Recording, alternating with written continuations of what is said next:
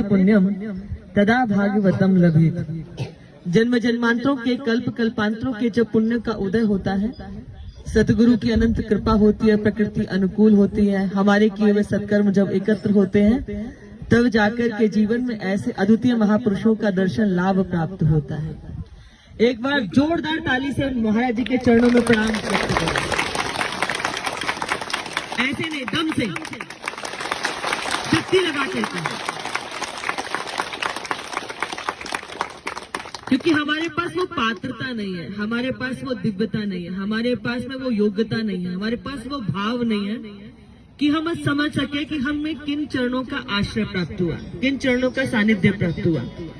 हमेशा प्यास लगने पर प्यासा व्यक्ति कुएं के पास जाता है, पर कभी कभी कुआं स्वयं चल करके प्यास बुझाने के लिए आता है।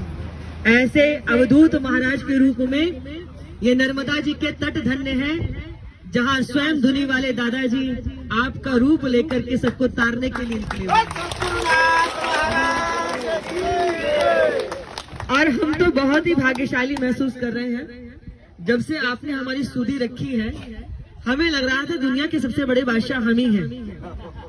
जहां जहां जाते दादाजी याद कर रहे हैं, हमारी चाल बदल जाती, हमको लगता है अच्छा हमारे ऊपर दादाजी की कृपा है, दृष्टि है, वो इसलिए हम पर हमारी सुधि ले रहे हैं। आपका हम पीछा करते लेकिन योग नहीं, क्योंकि बिना योग के दर्शन भी नहीं होता। हम आपके पीछे पीछे चल रहे हैं, फिर लगा कि आज तो छू ही लेंगे, लेकिन 13 किलोमीटर पहले रुक गए।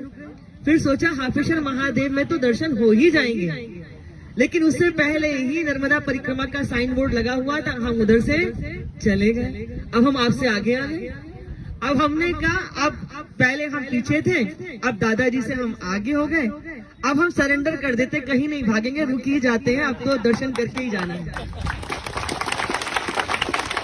और कल से हम आपकी प्रति